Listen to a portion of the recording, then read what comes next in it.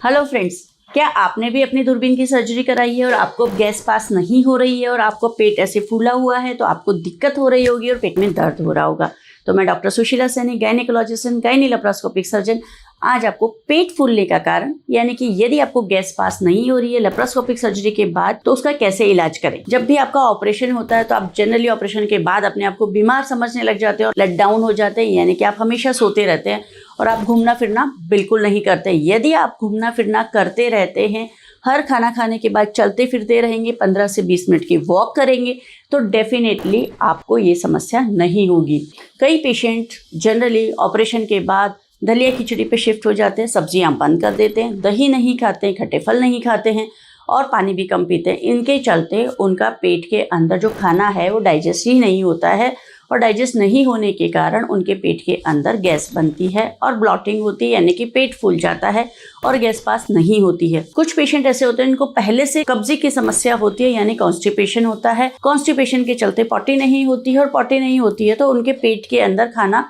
हजम नहीं होता है, डाइजेस्ट नहीं होता और गैस बनती रहती है और पेट फूलने लग जाता है। कई बार ऑपरेशन के अंदर जो एनेस्थीसिया दिया जाता है उसका साइड इफेक्ट होने के कारण भी किसी पेशेंट को गैस पास नहीं होती है। तो ऐसी स्थिति में यदि आपको ऑपरेशन के बाद हॉस्पिटल के अंदर ही आप हैं, अभी आप डिस्चार्ज नहीं हुए हैं और वहीं पे गैस पास नहीं हो रही है, तो डॉक्टर आपको संभाल लेते हैं। उसके लिए वो इंजेक्शंस दे देते हैं, दवाइयाँ दे देते हैं, जिसके चलते वो फाइनली 24 से 48 घंटे के अंदर गैस पास हो जाती है। और नहीं होती है तो जनरली एनिमा लगा दिया जाता है, जिसके बाद 40 पास होने के बाद आपको गैस पास हो जाती है। यदि आप ऑपरेशन के बाद हॉस्पिटल से डिस्चार्ज होके आ गए हैं, एक बार आपको पॉटी हो गई थी, गैस पास हो गई थी, अब उसके बाद आपको गैस पास नहीं होने की समस्या हो रही है, तो वो फिर आपकी डाइटरी हैबिट्स के कारण हो रहा है। यानी कि आप अपने आप ने जो खाना बदल दिया है उसकी वजह से ये दिक्कत हो रही है। तो आपको अपना खाना बदलना नहीं चाहिए, यानी कि आपको वही खाना खाना चाहिए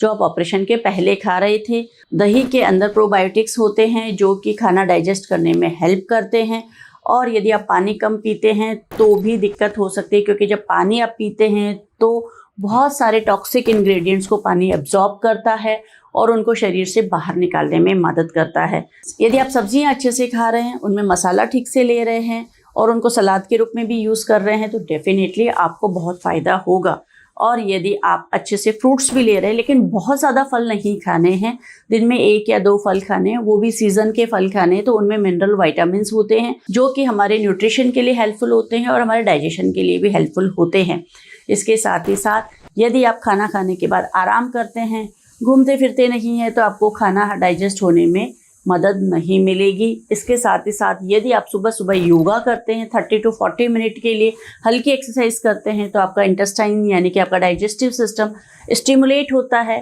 और स्टिमुलेट होने के कारण एंजाइम्स निकलते हैं जिसके कारण खाना हजम होता है। तो इस प्रकार आपको एक अपना रूटीन सेट करना चाहिए और खाने पीने को बदलना नहीं चाहिए। खाने में आप एडिशनली आप सब्जियां, फल, फ्रूट्स, जूस, सूप ऐड कर सकते हैं, बट जूस के जगह अगर आपको